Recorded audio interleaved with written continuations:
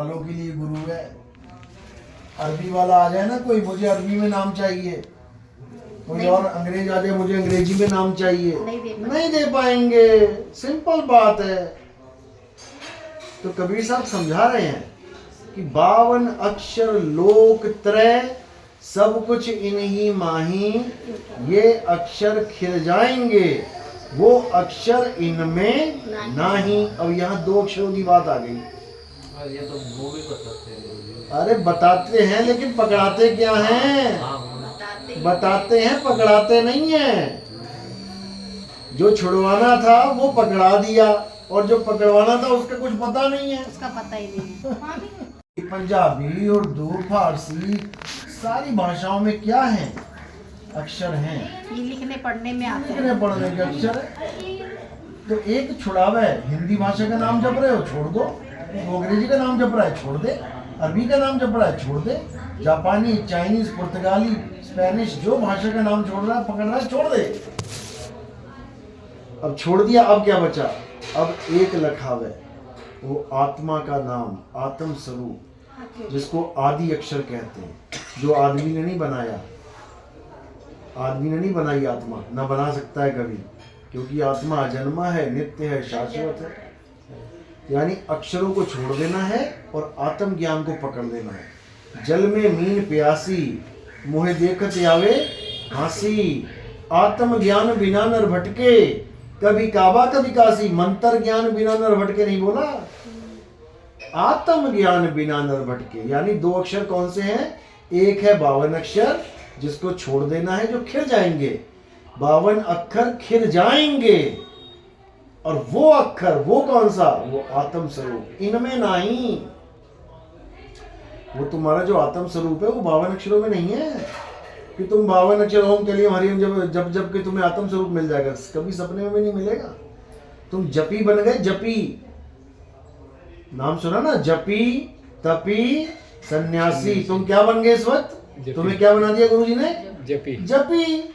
और वाणी क्या कह रही है? नाम है जप में, नाम है तप में। तो क्या कर रहे हो तुम लोग? तुम वो काम कर रहे हो जो कबीर साहब मना कर रहे हैं। समझ में आया?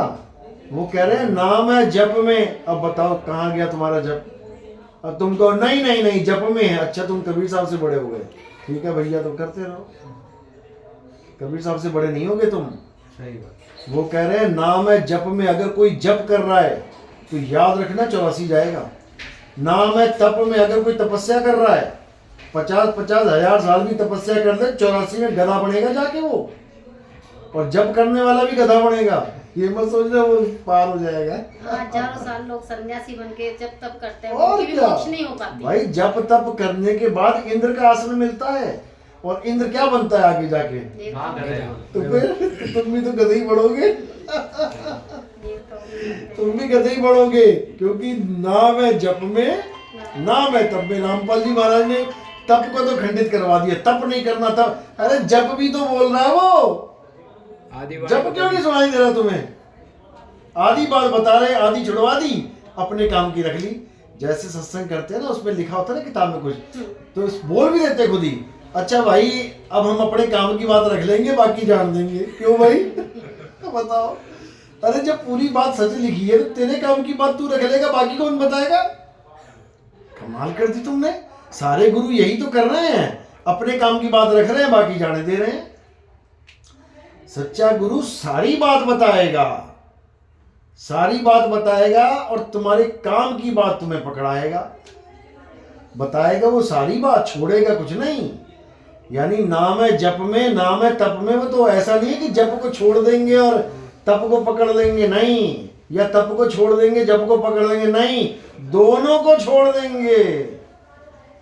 नाम है जप में, नाम है तप में, ना एकांत निवास में। तो अगर आप जप छोड़ने के लिए तैयार हो तब समझना कि आगे का रास्ता मिलेगा, नहीं तो जप जप के जपी बढ़ गए तुम, और तप कर करके तपी बढ़ गए।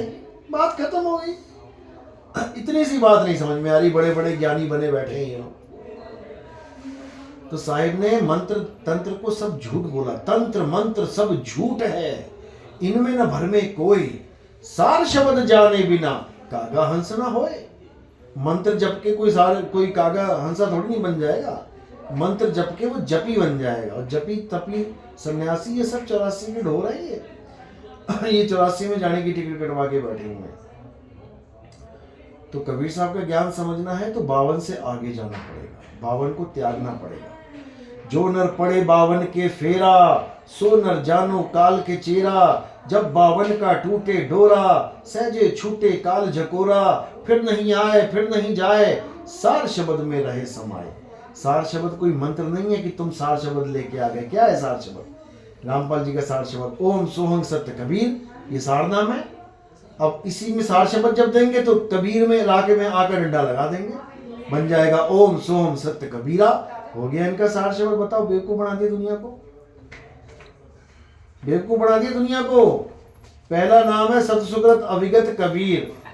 अब जब पहले ही नाम में परमात्मा का नाम आ गया, सत सुकृत अविगत कबीर, तो उसके बाद ओम सोम सत्य कबीर जपने की क्या जरूरत है? लेकिन वो उसमें दिए हुए हैं नीचे, और वो अरे दिया तो बहुत कुछ दे रखा है, वहां पर तो ये भी लिख रखा है, जब तक ना पावे सत सुकृत नामा, तब लगना होवे जीव कल्याण। तो लिखा तो ये भी है, तो तुम ये जपने लग जाओ, सत सुकृत नामा सत सुकृत नामा सत सुकृत। वो तो जपना थोड़ी नहीं है, वो तो बताया नहीं कभी, ये तो लिखा हुआ तो बताया नहीं कभी। आप भी अरे तो वही मैं कह रहा हूँ, वो लिखा हुआ है, मैं दिखा देता हूँ तुम्हें। लिखा हुआ है नहीं बताया तो ना इस फिर चीज को, क्योंकि उनके काम का नहीं ना, उन्होंने सत कबीरा बनाना है उसको। उन्होंने इस चीज से भ्रम में रखा ना। इसीलिए मैं कह रहा हूं कि जब तक तुम्हें 52 अक्षर समझ में नहीं आ गया कि छोड़ने हैं, तब तक तुम्हें ये भरमाते रहेंगे नामों के उस पे। अरे कोटि नाम संसार में, इनसे मुक्ति ना होए। क्यों नहीं होगी बताओ? करोड़ों नाम संसार में, तुम्हारे वाले नाम भी तो इसी में है, करोड़ों में तुम्हारे भी आ गए। क्यों मुक्ति नहीं होगी? क्योंकि 52 अक्षरी नाम है ये भाषाओं के नाम है, हिंदी पंजाबी उर्दू फारसी, करोड़ों नाम बना दिए इंसान ने, उसी को जप जप के सोच रहा मुक्ति हो जाएगी। इसलिए कह रहे हैं कोटि नाम संसार में, इनसे मुक्ति ना होए, गुप्त नाम सतपुरुष का। अब सतपुरुष भी एक नाम है, सतपुरुष, लेकिन उसका एक गुप्त नाम भी है जो सतपुरुष भी नहीं है। समझ रहे हो? गुप्त नाम सतपुरुष का, यानी सतपुरुष भी एक नाम है, लेकिन वो नाम नहीं जपना है, उसका जो गुप्त नाम है वो लेना है, गुप्त नाम, तब तुम्हारा कल्याण होगा। तो कह रहे लोग हाथ पीले करते हैं और पैर पीले करते हैं, क्या किया? तो कह रहे हैं गुप्त नाम संसार, गुप्त नाम सतपुरुष का, बूझे बिरला। वो बूझना पड़ता है, उसको जपना नहीं है, वो बूझे बिरला कोई। बूझने का मतलब होता है जैसे मैं कोई पहेली डाल दूं आपके ऊपर, मैं कहूं 2-3 अक्षर का मेरा नाम उल्टा सीधा एक समान। अब ये एक पहेली है, इसको बूझना पड़ेगा, जपना नहीं है कुछ भी। अगर तुमने बूझ ली तो समझ लो तुम निकल गए, तुम पास हो गए। तो सत्य नाम जो है वो बूझने की चीज है।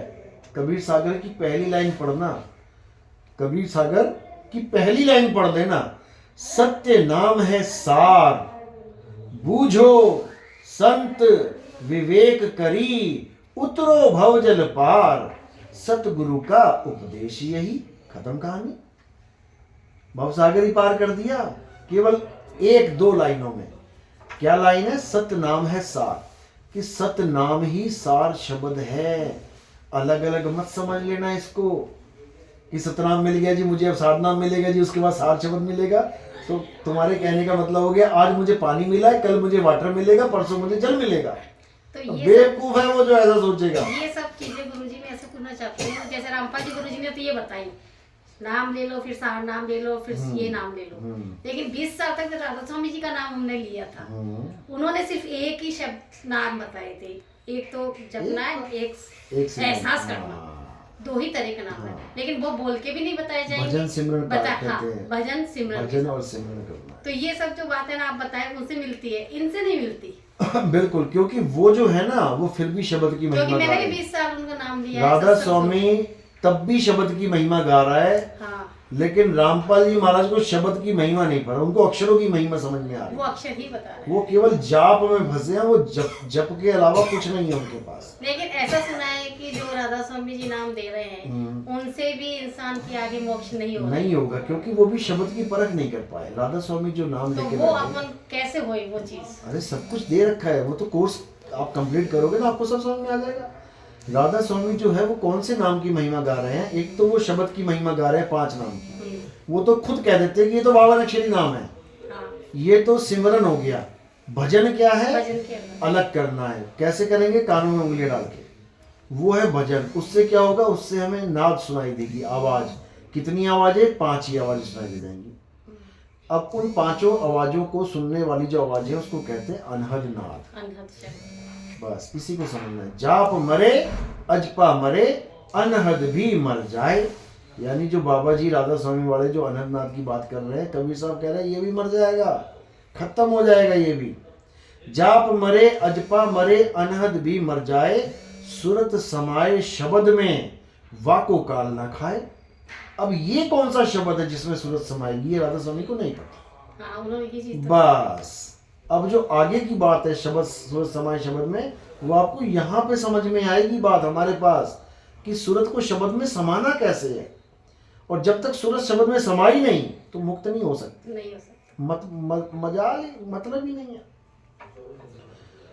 क्योंकि शब्द कोई मंत्र जाप नहीं है।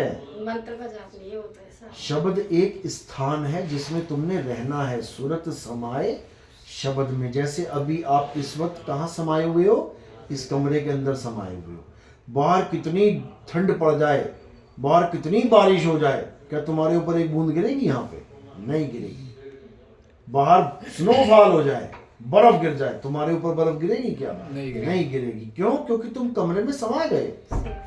सूरत समाए शब्द में, वाको काल ना खाए। उस शब्द के अलावा अगर तुम कहीं और फंसे रहे तो तुम्हें पकड़ के काल खाएगा। अब वो शब्द क्या है?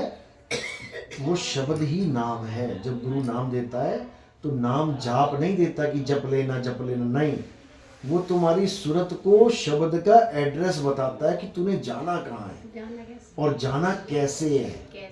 बस 2 ही चीजें बताएंगे। जैसे भाई साहब कहाँ रहते हो? मैं अमेरिका रहता हूँ। अच्छा, पता लग गया ना अमेरिका में, गली नंबर पूछ लिया। अब जाना कैसे है? हवाई जहाज से जाना। साइकिल लेके मत निकल लेना कि मैं अमेरिका जा रहा हूँ साइकिल पे अपने दोस्त से मिलने। कि साइकिल तेरी खड़ी हो जाएगी वहाँ समुद्र के किनारे। कार लेके भी मत निकल लेना कि मेरे पास एड्रेस है, मैं तो जा रहा हूँ कार लेके। ट्रेन पे भी मत जाने लग जाना कि मैं ट्रेन से जाऊंगा अमेरिका। तो वहां जाने का एक ही रास्ता है, वो है हवाई जहाज। हवाई जहाज का मतलब होता है विहंगम चाल। तो जो असली रास्ता, असली मार्ग है परमात्मा तक पहुंचने का, वो है विहंगम मार्ग, विहंगम मार्ग। तो साहिब समझा रहे हैं, शब्द विहंगम चाल हमारी, और कहे कबीर सतगुर दई तारी, खुले कपाट शब्द झनकारी, और पिंड अंड के पार सो देश हमारा है। बस यही समझ। जो शब्द झनकारी है ना, खुले कपाट शब्द झनकारी, ये जो शब्द झनकारी है यही है परमात्मा, यही है शब्द गुरु। इसी शब्द झनकारी में तुमने समा जाना है। इसी शब्द का भेद बताने के लिए कबीर साहब सतलोक से आते हैं चल के। इसी का भेद बताने के लिए। कोई है रे परलय पार का, जो भेद कहे जानकार। तो फिर तुम लेके बैठी हो मंत्रों के भेद, तुम लेके बैठे हो अक्षरों के भेद, और वो कह रहे हैं कोई भेद कहे झनकार का। तो झनकार कहाँ है तुम्हारे पास? ये तो अब हमारे सत्संग सुन सुन के रामपाल जी का जो भाई है महेंद्र, अब आजकल वीडियो डाल रहा है, शब्द झनकार से जुड़ो। एक दिन मैंने देखा असली शब्द झनकार ही परमात्मा है। मैंने कहा ये कहाँ से आ गया भाई? आज तक तो तेरा साकार परमात्मा था, आज तक तो चंवर डुल रहे थे तेरे परमात्मा के ऊपर, आज तुझे शब्द झनकार परमात्मा नजर आ गया। वाह रे वाह, तुम्हारी मतलब कि बिल्कुल ही। जब देखा ना कि नितिन दास के पास लोग जाने लग गए बाणी समझ समझ के, तो ऐसे घुमा रहा है लोगों को। उससे क्या हो जाएगा? तेरे पास क्या भेद है उसका? खुद भी मरेगा, 100 लोगों को और मरवाएगा, 2 लाखों को पाप और लेके जाएगा सिर के ऊपर। तो अभी समझ लो, अभी बहुत समय है। समझने के लिए इतना बहुत ही है, वैसे समय नहीं है। हाँ, समझने के लिए एक पल बहुत है, वैसे कहो समय है, समय नहीं है किसी के पास, भूल जाओ, बहुत बुरी हालत होने वाली है। तो शब्द गुरु से जुड़ जाओगे तो काम बन जाएगा। रहना नहीं देश बेगाना है, ये धरती कागज की पुड़िया, बूंद पड़े घुल जाना है, ये संसार झाड़ और जाखड़, अरे उलझ पुलझ मर जाना है। कहे कबीर सुनो भाई साधो, सतगुरु नाम ठिकाना है। नाम जाप नहीं है, नाम ठिकाना है, उसी नाम में समाना है तुमने, उसी शब्द में तुमने समाना है, शब्द ही ठिकाना है, नहीं तो कहीं ठिकाना नहीं मिलेगा तुम्हें, याद रखना। जब तक उस शब्द का भेद नहीं मिल गया, कबीर साहब ने कोई कमी नहीं छोड़ी है। कहते हैं जग मर्यादा कारणे गुरु किया रामानंद, अरे शब्द हमारा गुरु है और सदा हमारे संग। शब्द गुरु तुम्हारे अंग संग है। रामपाल जी महाराज तो जेल में बैठे हैं, लेकिन शब्द गुरु तुम्हारे अंग संग है। तुम बिस्तर पे प्राण त्यागने वाले होगे तब भी तुम्हारे साथ है, लेकिन तुम्हें उसका भेद ही नहीं पता, इसलिए तुम दूर हो। साहिब का घर दूर है जैसे पेड़ खजूर, और ज्ञानी जन के पास में अज्ञानी से दूर।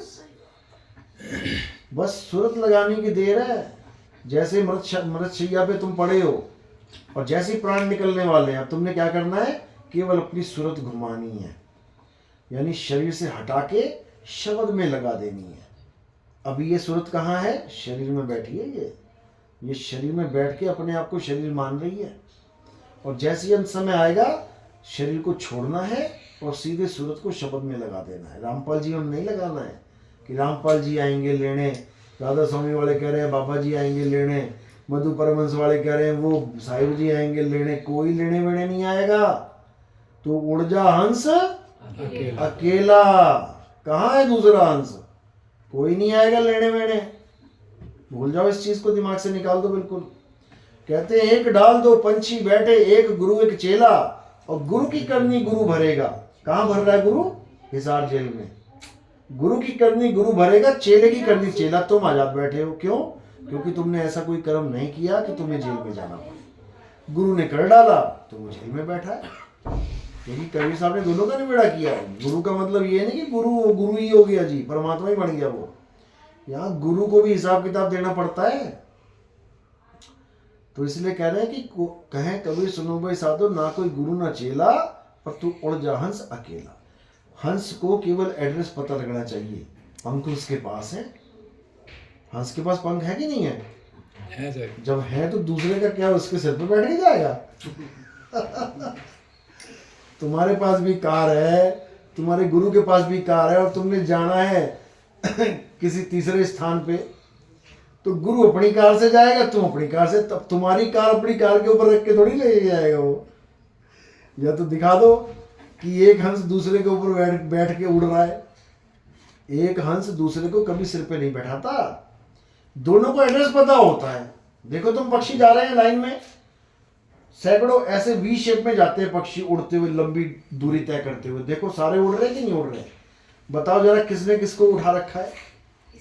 सब अपने पंखों पे भरोसा करके उड़ के जा रहे हैं। तो तुम्हारे पंख तो पहले ही काट दिए गुरुओं ने। तुम सतलोक नहीं जा सकते, मैं लेने आऊंगा सतलोक ले जाने के लिए। भाई तू पहले खुद तो पहुंच जा। जेल से तो तू बाहर नहीं आ पा रहा, तू सतलोक क्या लेके जाएगा हमें? राधा स्वामी वालों का भी यही हाल है। अपना कैंसर ठीक नहीं हो रहा, जा रहे हैं बेचारे सिंगापुर इंजेक्शन लगवाने, लोगों को कह रहे हैं गुरु भक्तों के कर्म उठा लेता है। बताओ, वो तुझसे अपने तो कर्म ना उठाए जा रहे यार। भक्तों के कर्म उठाएगा, 5 करोड़ 7 करोड़ 10 करोड़ संख्या तेरे भक्तों की, एक चवन्नी कर्म भी दे दी ना तो कीड़े पड़ जाएंगे तुझे। वो चीज तभी भी आनी थी मोबाइल में, तो फिर थोड़े दिन पहले ही आई है। तो फिर अब बाबा को लाइन में आ गया। बाबा बेटे नहीं आई है राधा स्वामी जी की, ये जो आप बता रहे हो ये अभी थोड़े दिन पहले मोबाइल में आई है। क्या आया है, क्या बोला? कि ये जो गुरुजी बीमार होते हैं, ये होते हैं, ये सब जो संगत के कर्म उठाते संगत हैं। को नाम दे देते हैं, उनका सबका भार उठा लेते संगत के हैं, कर्म उठाते अरे हैं। जान उनके दो कर्म है ना भाई। गुरुजी को लगते हैं, इसलिए इनको परेशानी आती है। अरे हटाओ इसको, ऐसा कुछ नहीं होता है, ये सब बकवास है फालतू में। ये 1000 थोड़े दिन सुनो, पहले आई है। एक गुरुओं संगत के कर्म तो बाबा को उठाने पड़ जाते हैं। मैं कहता हूँ संगत जो खाना खा रही है उसमें से तू एक निवाला ले ले सबका। जो खाना खा रही है संगत, एक निवाला ले ले सबका पेट ब्लास्ट हो जाएगा तुम्हारा। ऐसा कुछ नहीं होता है। सबके साहिब समझा रहे ना, एक डाल दो पंछी बैठे, एक गुरु एक चेला। उन्होंने भी तो रिश्ता बता दिया ना। गुरु की करनी गुरु भरेगा, चेले की करनी चेला। तो बताओ कहाँ लिखा है कि चेला करेगा और गुरु भुगतेगा? ऐसा कुछ नहीं है। ये सब इसलिए होता है कि लोग पूछते हैं यार इतना बड़ा बाबा है, इतनी भक्ति करता है, या फिर भी कैंसर हो गया। अब बहाना मारना पड़ेगा कुछ ना कुछ, नहीं तो बदनामी हो जाएगी। अब बहाना सबसे बढ़िया क्या है? भैया मैंने सबके कर्म उठा लिए। अगर तुमने सबके कर्म उठा लिए तो वो तो खुश होने चाहिए ना, वो खुद दुखी है। कितने चेलों को खुद कैंसर हुआ पड़ा, तो उसके उठाना, सारे कर्म उठा ले, एक का ही उठा ले सारा कैंसर, उसका भी नहीं उठा पा रहा। इस चीज को दिमाग से निकाल दो, क्योंकि ये भरमाने वाले लोग हैं, ये सुलझाने वाले लोग नहीं है। तब गुरुजी हमको ये सीधा रास्ता कैसे मिले? सीधा रास्ते तो दे रहे हैं और टेढ़ा रास्ता दे रहे हैं, कैसे तो मिले क्या? सीधा रास्ता कैसे फिर मिले? ऐसा करो, आप हरिद्वार जाओ, सीधा अब रास्ता सब चीजों को दे। छोड़ के सीधा रास्ता पकड़ना है। हाँ तो मैं बता तो रहा हूँ, अगर ये वाला रास्ता नहीं समझ में आ रहा तो ठीक है, झोला उठा के हरिद्वार जाओ, सीधा रास्ता है बिल्कुल। हरिद्वार तो गुरुजी मैं आज तक ही नहीं गई। तो यही मैं कह रहा हूँ, यही समझा रहा हूँ। मुझसे ही पूछ रही है तो सीधा रास्ता मैं कैसे जाऊंगा? नहीं वही तो बता रहा हूँ मैं। मतलब जो बंदा सीधा रास्ता बता रहा है उसी को पूछ रही हूँ मैं कैसे जाऊँ, वही तो बता रहा हूँ मैं। एक छुड़ाए वो एक तो आपने रखा है। बताया, लेकिन इसका अगर तरीका- आप 52 अक्षरों को छोड़ने के लिए तैयार हो तो तुम्हें बिल्कुल सीधा रास्ता मिल जाएगा। अगर तुम 52 अक्षरों को पकड़ के बैठे हो तुम्हें रास्ता नहीं मिलेगा। कह रहे जब 52 का टूटे डोरा, यानी 52 का डोरा तोड़ दो, तब समझ लो कि काल भगवान से पीछा छूटेगा। जब 52 का टूटे डोरा सहजे छूटे, सहज में, ये नहीं कि बहुत बड़ी तकलीफें आ जाएंगी तुम्हें। कहते सहजे छूटे काल झकोरा। जैसी 52 छूटा वैसी समझ लो काल भी छूट गया। बिल्कुल सिंपल। और 52 पकड़ लिए तो समझ लो काल को पकड़ लिया तुमने। बस इतनी सी बात है। कितनी साहब बात समझ- 52 अक्षर उसकी कभी अपने गरीबदास जी महाराज की वाणी भी तो है ना कि 52 अक्षर काल है। 52 अक्षर बोल रखा उन्होंने। हाँ 52 अक्षर का दिखाया इनको। हाँ 52 अक्षर ही काल है। तो कह रहे हैं 52 अक्षर लेख राम रंग होरी हो, वो अक्षर यामे नाही राम रंग होरी हो। कागज कलम कलेस, जो भी अक्षर कागज और कलम से लिखे जाते हैं, कह रहे कलेस है वो, तेरी जान तो कलेस बन जाएगा ये अंत समय में। कागज कलम कलेस राम रंग होरी हो, वो रहा शेष का शेष राम रंग होरी हो। बताओ। हाँ बोलो, क्या बोल रहे थे? मैं बोल रहा था जो अपन ये पढ़ते हैं ये भी तो 52 अक्षर में आते हैं ना, बिल्कुल गरीबदास आते जी की हैं। वाणी ये जो सब है। बिल्कुल, लेकिन इसी ये को तो रटने पढ़ के के लिए, अपन ये बने फिर। ये रटने के लिए थोड़ी नहीं है कि तुम इसको मंत्र बना के जपने लग जाओ। हाँ, वो बात सही है, देखो पर अपन चल तो 52 अक्षर के आधार पे ही 52 अक्षर से ही 52 अक्षर का खात्मा किया जाता है। खाता। हाँ ये खात्मा, जैसे बच्चे 52 अक्षरों में शोर मचा रहे हैं, आपस में बातें कर रहे हैं, हु हा ही कर रहे हैं, शोर मचा हुआ है। अब टीचर भी आके 52 अक्षर बोलेगा, चुप होते हो कि नहीं? क्या बोला उसने? हाँ सही हो। 52 बोला ना, तो उसके एक 52 से सारे 52 कट जाएंगे, सबके 52 बंद हो जाएंगे 1 मिनट में। समझ रहे हो? बोला उसने भी 52, लेकिन उसके 52 बोलते सबके 52 छूट गए। और शब्द में सकते हैं। हाँ, तो जैसे लोहे को लोहा काटेगा, तुमने पाइप को काटना है, कैसे काटोगे? प्लास्टिक से काटोगे क्या? नहीं लोहे को लोहा। अब तुम कहो लोहा का, अरे यार लोहा ही काटना है, लोहे से कैसे कटेगा? अरे लोहे से ही कटेगा। जहर को जहर काटेगा। तुमको सांप ने काट लिया, अब डॉक्टर के पास जाओगे ना, वो तुम्हें एक इंजेक्शन लगाएगा। किससे बना है पता? वो किससे बना है? सबके सांप के जहर से बना, उस वाले सांप के जहर से बना है, तुम्हारे वाले से भी 10 गुना पावरफुल है। तुम्हें काट लिया कोबरा ने और तुम कोई छोटे मोटे सांप के जहर की दवाई खाओगे तो असर नहीं करेगी। तगड़े वाला सांप का जहर जाएगा तुम्हारे अंदर, तब कटेगा वो छोटे वाला। और तुमको नहीं यार ये भी तो सांप का जहर है, मैं ना लेता।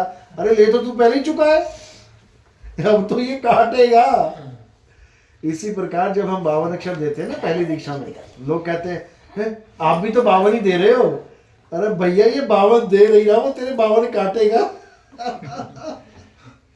वो तुम्हारे जो 52 चिपक गए हैं वो काटेगा जाके। और जब उसको काट देगा, खत्म कर देगा, तो इस बावन को भी छुड़वा दिया जाएगा। बात ये है। तो सबसे पहले ये समझ लो कि 3 प्रकार की दीक्षा होती है, 4 नहीं होती है। तुम्हें चौथे में फंसा दिया, चौथे के बाद भी 5वीं एक और है। अभी तुम्हें इसका नहीं पता है, तुम ग्रंथ पढ़ोगे ना रामपाल जी का, उसमें लिखा है कि सार शब्द प्राप्त करने के बाद भी बहुत कुछ शेष रह जाता है। ये मत समझे जीव की सार शब्द के बाद मुक्ति हो जाएगी। अरे यार तुम्हारी तो रेलगाड़ी पर डब्बे डब्बे जुड़ जा रहे हैं। तुम तो कह रहे थे कि 3 डब्बों की रेलगाड़ी है, चौथा भी डब्बा लग गया, 5वां भी लग गया, तुम तो मालगाड़ी बना दोगे, 108 मंत्र बनवा दोगे तुम तो। अरे पहला नाम जय सतसुकृत, वो जो है पहला नाम लेने गए, 4 महीने के बाद सतनाम मिला, ओम सुहंग 2 हो गए, फिर तुम्हें सार नाम मिला 3 हो गए, अब तुम्हें सार शब्द दिया जाएगा 4 हो गए, और सार शब्द के बाद भी कहते हैं बहुत कुछ है जो मिलेगा तुम्हें, तो 5, 6, 7, 8 पता नहीं कितने बनाते हो। ओशो जो मरा तो 17 प्रकार की भक्तियां देके गया, वो 17 प्रकार का योग देके गया। ओशो का चेला जो बैठा है वो 37वें पे आ गया आज, वो 37 प्रकार के योग देके बैठा हुआ। बताओ तू गुरु से भी आगे निकल गया यार, क्या तुम लोग ने मजाक बना दिया भक्ति का, कमाल कर दी। इतना बुरा हाल है इन लोगों का कि क्योंकि इनको पता है कुछ ना कुछ करते जाओ यार, जिंदगी है, खाओ पियो ऐश करो, मर जाएंगे, सबने मर जाना है। ये जीवन बना रखा है इन लोगों ने, और कौन पूछने वाला है यहाँ मरने के बाद? कोई बताने आएगा गुरुजी यार अरे ये गुरु नकली है, अरे मैं नहीं पहुंचा वहां, मारो इसको, कोई ना बताता आके, कोई ना आएगा बताने। ये तुम्हें जीते जी फैसला करना है कि गुरु पहुंचा कहाँ रहा है। जीते जी कहते अबहू मिला तो तबहू मिलेगा, नहीं तो जमपुरवासी। अगर तुम्हें आज परमात्मा मिला है तो समझ लो कि अंत में भी मिलेगा, क्योंकि जो आज है वही अंत है, वो आज नहीं मिला तो अंत भी नहीं मिलेगा। जीते जी का सौदा है ये। कभी प्यास लगी हो तो सो जाना बिना पानी पिए। अगर यहाँ प्यास लगी है ना तो सपने में पानी ढूंढोगे, पानी ढूंढते रहोगे सपने में। नदी के अंदर खड़े होके पानी पियोगे लेकिन प्यास नहीं बुझेगी, सपने में लगेगा कि मैं नदी पी गया सारी, लेकिन प्यास वहां जीते जी प्यास लगी हुई थी, तो यहाँ पे भी प्यास नहीं बुझेगी। और बढ़िया पानी पी के सो जाना तो मैं सपने में भी प्यास नहीं लगेगी। बात ये है। तो रामपाल जी का जो परमात्मा है वो मरने के बाद मिलता है, हमारा वाला जो परमात्मा है वो जीते जी मिलता है। समझ लो ए जी मैं तो नाम रतन धन पायो, जीते जी तो पायो। नानक साहब को जीते जी मिला, सबको जीते जी मिला। अब ये सोच रहे हैं जीते जी मिलने का मतलब है कि एक आदमी आके खड़ा हो जाएगा तुम्हारे सामने, वो कहेगा मैं हूं परमात्मा, मिल गया जीते जी। अरे जब परमात्मा ही मिल गया तो वो मंत्र क्यों दे रहा है? पहले ये बताओ मुझे, जब परमात्मा ही मिल गया तो मंत्र क्यों दे रहा है? अब मंत्र जपूंगा फिर तुझे प्राप्त करूंगा, या तो मिल ही गया मुझे। नहीं बात समझ में आई? तुम्हें मंत्र दिए जा रहे हैं कि तुम्हें परमात्मा मिल जाए। अरे जिसको परमात्मा स्वयं मिल गया, नानक साहब के सामने खड़े हो गए आके कबीर साहब, वो तो परमात्मा मिल गया उसको। अब वो मंत्र क्यों देंगे नानक साहब को कि ले जप? अरे वो तो सामने खड़ा है यार, अब क्या जपूं मैं? वो तो सतलोक जाने के लिए देते हैं ना। बताओ। अरे जो सतलोक से यहाँ आ गया तुम्हारे लिए, तुमने परमात्मा के दर्शन कर लिए, परमात्मा के दर्शन करके जन्मों जन्मों के पाप कर्म खत्म हो जाते हैं, तो फिर अब क्या बचा जपने के लिए? क्या जपूं मैं? कमाल कर दी। ऐसा कुछ नहीं है। कबीर साहब जब आते हैं, गुरु के रूप में आते हैं, तो वो नाम दान देने आते हैं, वो दीक्षा देने आते हैं, वो भटकती हुई सुरता को ठिकाना बताने के लिए आते हैं कि कहाँ पे ठिकाना है। तो जब ठिकाना बता देते हैं तो वो सुरत ठिकाने पे लग जाती है। अब शरीर छोड़ना होता है और शब्द में समाना होता है, और कोई रोल ही नहीं है। कबीर साहब दोबारा नहीं आएंगे उसको मिलने के लिए, पूरे जीवन में मिलने की जरूरत नहीं है। यानी गुरु ने एक बार तुम्हें भेद बता दिया ना, दोबारा गुरु सारे जीवन में तुम्हें ना मिले। तुम्हें गुरु मिल गया क्योंकि शब्द ही गुरु है, और शब्द का ही भेद बताने आते हैं वो। यानी सुरता को शब्द का भेद बता दिया तो चेले को गुरु से मिला दिया, क्योंकि शब्द गुरु सुरत धुन चेला। अब बिचोले का क्या करना है? आपकी शादी हो गई है? शादी होगी ना? जिसने शादी करवाई थी बिचौले ने, कहाँ है वो? तुम ले लेके घूम रहे हो बिचौले को। गुरु बिचौला होता है, सूरत को शब्द का भेद बताता है, यानी बीवी को पति का घर बताता है कहाँ है। अब खुद थोड़ी नहीं चौधरी बन के खड़ा हो जाता है कि मैं ही हूँ बीच में। अब वो जा अपने घर बैठे, कभी मिलेगा तो आ लियो चाय वाय पी लियो आके, लेकिन उसके साथ कोई कनेक्शन नहीं रह जाता तुम्हारा, समझे? तो ये सारे जितने बिचौलिए हैं ना, ये खसम बनने की तैयारी में बैठे हुए हैं। कहते मैं ही कसम हूँ तुम्हारा, खोजो कसम कबीर। हैं? सबका यही हाल है, हमारा ये हाल नहीं है भैया। हम तो कहते हैं कि गलती से मत ले लियो बीच में।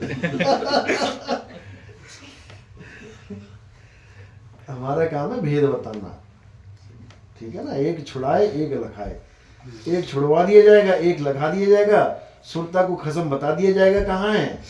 अब तुम जानो, तुम्हारा काम जाने, बीवी जाने और पति जाने कि सुबह चाय पिलानी है कि जुत्ती मारनी है। वो तुम्हारी मौज है, लड़ो चाहे झगड़ो, समझ रहे? तो गरीबदास जी महाराज के ग्रंथ में और कबीर सागर में भी तो इन मंत्रों का उल्लेख है, हरियम क्लीम श्रीम का हर जगह उल्लेख है। उल्लेख का मतलब ये थोड़ी नहीं है कि तुम उस पे उसको जाप करो। उल्लेख का मतलब तुम्हें ज्ञान होना चाहिए कि ओम किसका नाम है, कलिम किसका नाम है, हरिम किसका नाम है, श्रीयम किसका नाम है, ये सब तुम्हें पता होना चाहिए, क्योंकि तुम योग में आ गए हो, भक्ति में आ गए हो। ये सारे संत महात्मा यही तो करते आए हैं। तुम्हें पता होना चाहिए कि कोई तुम्हें उलझा ना दे इन नामों में। तुम्हें पता होना चाहिए गणेश जी का, ये महेश जी का, ये इसका, और हमें इनसे कोई मतलब नहीं है। हमें तो आत्म स्वरूप चाहिए भाई, हमें तो परमात्मा का नाम चाहिए। हमने क्या लेना गणेश जी के नाम से? नहीं तो ये बताते हैं रामपाल जी, तो बोला कि इन लोगों में से जाओगे तो इनका ऋण चुकाना पड़ेगा। अभी आप कौन कौन सी गली में से आए हो, किस किस को पैसा दे के आए पहले बताओ? ये तो कौन कौन? अरे तो बताओ ना, तुम भी तो आए हो, किस किस का ऋण देते आए हो तुम? जब तुम्हें यही नहीं पता, उसने बोल दिया तुमने मान लिया। अरे ऋण अगर तुमने देना है तो तुम अग्निदेव का ऋण दो। सुबह उठ के क्या करते हो? चाय बनाते हो ना, किससे बनती है? आग से बनती है, पानी से बनती है। पवन देव भी है, अग्निदेव भी है, जलदेव भी है। बताओ कितने बार नाम जपा तुमने अग्निदेव का? जिससे ऋण लिया उसको तो कभी नाम नहीं दिया। गणेश जी बैठा हुआ आराम से, वो तो उसको तुम ऋण दे रहे हो। बताओ तुमने क्या लिया गणेश जी से? गणेश जी ने ना तुम्हारी चाय बनाई, ना तुम्हारी रोटी बनाई, तो फिर अरे अग्निदेव ने बनाई है ना। तुमने अग्नि को यूज किया है, जल को यूज किया है, तुम वायु को यूज कर रहे हो। सांस ले रहे हो कि नहीं ले रहे हो? गणेश जी भी सांस ले रहे, गणेश जी भी ऋणी है वायुदेव का, नहीं है तो बताओ। तो फिर गणेश जी के बिना सांस के चल रहा है क्या? तुम वायुदेव का ऋण उतारो, तुम अग्निदेव का ऋण उतारो, तुम आकाश देव का ऋण उतारो, तुम धरती माता का ऋण उतारो। पूरा दिन खड़े रहते हो 50 किलो के ऊपर, कितनी बार दिया तुमने बिल उसका? तो जिससे तुमने कुछ लिया उसको तुम तो दे नहीं रहे हो। और जिससे तुमने कहा, बताओ भोले शंकर से क्या लिया तुमने? बताओ जरा। सांप का विष लिया था क्या? वो तो वही देगा ना, या भस्म दे दी कहीं की राख उठा के? क्या लिया तुमने? ना तुमने भस्म ली, ना तुमने विष लिया उससे, ना कभी त्रिशूल लिया होगा कि मैं 2-4 फोटो खिंचवा दूं त्रिशूल के साथ। फिर भी समझ में आता है कि ले भैया किराया बन गया, भाड़ा बन गया। लिया क्या तुमने? ब्रह्मा जी से क्या लिया तुमने? बताना जरा। कुछ लिया है? ऋण तो देखो, ऋण उससे लिया जाता है जो तुम्हें काम की चीज लगे। 100 दुकानें हैं मार्केट में, तुम ऋण सबसे थोड़ी लोगे जाके। अगर तुम्हारे पास पैसे नहीं भी है ना, तब भी तुम ऋण उसी से लोगे जाके जो तुम्हारे काम की चीज है। राशन का दुकान है, वहां तुम्हारा खाता चल रहा होगा, भैया आलू दे देना, चावल दे देना, चीनी दे देना, जो उसने रखा है तुम्हें दे देगा। एक लिस्ट बना के पकड़ा देगा, भैया ये है तेरा ऋण, और ये दे के छूटेगा तुम। ये समझ में आता है। बताओ विष्णु जी से क्या ऋण लिया तुमने? सर विष्णु जी के लोक से निकल के जाना पड़ेगा तो उसको अरे टोल टैक्स देना लोक से पड़ेगा। निकलना अलग है। तुमने किसी दुकान से ऋण नहीं लिया, तुम्हें उस दुकानों के सामने से निकल के जाना, बता कौन पकड़ेगा तुम्हें? कोई नहीं पकड़ेगा। मैं यही तो इनको कह रहा हूँ, इतनी गलियां तुम पार करके आए हो। बताओ अगर तुमने किसी गली में ऋण लिया होता ना, वहीं बैठा लेता है, इधर आ, जाओगे क्यों नहीं दिखा 1 साल से? तू कहाँ चला गया था भाई? सारा पैसा लूट के ले गया मेरा। बैठ इधर, तुम उस गली से निकलोगे नहीं। निकलने नहीं देगा वो। अरे खुद नहीं निकलेगा, वो क्या निकलेगा? जाएंगे नहीं उधर से। ये खुद मुंह छुपा समझ लो। जैसे तुमने ऋण नहीं लिया जिनसे, तुम छाती ठोक के जाओगे उनके एरिया से। क्यों? तुम्हारे पास परमात्मा का नाम है। उसकी ऐसी की तैसी उसकी हिम्मत नहीं कि वो परमात्मा के नाम पे तुम्हें रोक ले। तुम्हारे पास आई कार्ड है ना, किसी जैसे कोई शो लगा हुआ है, तुम्हारे पास पास है, तुम जैसे ही जाओगे ना, पुलिस वाला हो चाहे कोई चौधरी खड़ा हो वहां पे, तुम उसको पास दिखाओगे, ये लो जी पास, रोकेगा क्या वो तुम्हें? नहीं रुके। उसकी हैसियत नहीं कि रोक दे। तो काल की हैसियत क्या है तुम्हें रोक दे? अक्षर पुरुष की हैसियत क्या है तुम्हें रोक दे? तुम्हारे पास परमात्मा का कार्ड होना चाहिए, और तुम्हारे पास कार्ड ही परमात्मा का नहीं है, तो फिर तो क्या जाओगे? कुछ नहीं जाओगे, वही रोक लेगा तुम्हें वो। तो इसी प्रकार जो परमात्मा का नाम है वो एक तरह से सबका ऋण चुकाएगा, वो नाम ही चुकाएगा सब। तुमने जिससे लिया भी है, नहीं तुम्हें क्या पता तुमने किससे क्या लिया है, नहीं तो बता दो। ऋण का एक वैल्यू होती है, रामपाल जी महाराज ने कह दिया बड़े आराम से, ऋण चुकाना है। अरे ऋण की वैल्यू होती है कब तक चुकाना है, कितने साल बाद चुक जाएगा बता दे मुझे। या वो अंधाधुंध ऋण ले रखा है मैंने, ठेका ही ले लिया कि जब तक जीऊंगा ऋण ही रहूंगा। हद हो गई यार। फिर कहते हैं एक सतनाम में 3 लोक का मोल, यानी मैं एक बार सतनाम जप लूं ओम सोहम, 3 लोक बेच के जितना पैसा आएगा उतना मेरा कमाई होगी। यानी मैं इतना बड़ा निकम्मा था कि मैंने इतनी बार ओम सोहम कर लिया, इतनी बार 3 लोग ही बेच मारे सारे, तब भी ऋण पूरा नहीं हो रहा है। 3 लोग तो पासिंग है साहब, बताओ। 3 लोग तो पासिंग है, फ्री है वो तो। जैसे सब्जी लेते हैं ना 20 रुपए की, तो धनिया फ्री मिलता है ना, वैसे 3 लोग तो फ्री है। बताओ, हद्दी हो गई यार। पता नहीं कितनी बार भिखारी बना के घुमा दिया उसने, कितनी बारी कोड़ी बना दिया, कितनी बारी गधा बना दिया, कुत्ता बना दिया। ऐसा कैसा ऋण है यार मेरा, जो 3 लोग बेच बेच के ऋण नहीं पूरा कर पा रहा हूं मैं। कमाल के बंदे हैं, मतलब सोच भी क्या सोच है इन लोगों की, हद कर दी। तो भैया ऐसा ऋण हमें नहीं चाहिए। बाप रे बाप। ठीक है ना, परमात्मा के नाम में इतनी ताकत है कि सब माथा टेक देते हैं कि बाप रे बाप इस बंदे को नाम मिल गया, ओ माय गॉड। तो साहब ओम सोम के जाप से भी तो काल माथा नवा देता है। अरे भैया वो तो नाम ही उसी का है।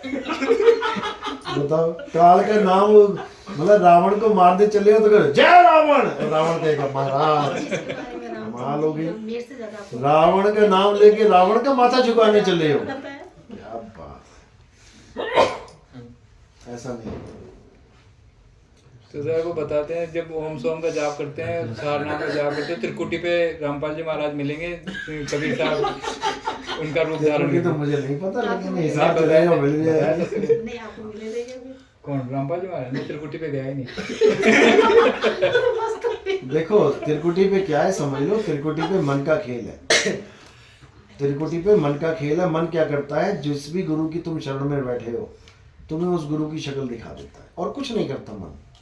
तुम्हें सपने में जितने भी शक्लें दिखती है ना, सपनों में जितनी भी शक्लें दिखती है, मन और माया का ही खेल है ये। मन का अपना कोई रूप नहीं है, लेकिन मन के ही सारे रूप हैं। माया की अपनी कोई शक्ल नहीं है, लेकिन माया की सारी शक्लें हैं।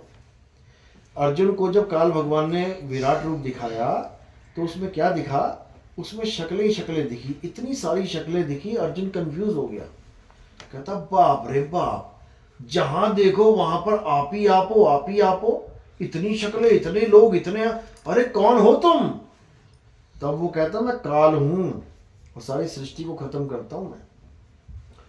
तो अर्जुन को वहां पर जो रूप दिखाई दिया, रामपाल जी महाराज कहते हैं केवल अर्जुन को दिखाया काल का रूप। अच्छा, अर्जुन से पहले किसी को विराट रूप दिखाया नहीं क्या? अपनी माता को दिखाया। अपनी माँ को जब वो मिट्टी खा रहे थे तब माँ ने बोला मुंह खोल, तो मुंह के अंदर सारे ब्रह्मांड दिखा दिए। पूरा ब्रह्मांड दिखा। तो वो क्या था, वो अरे ब्रह्मांड के उसके मुंह में घूम रहे ब्रह्मांड, सोचो ब्रह्मांड से बड़ा रूप है वो।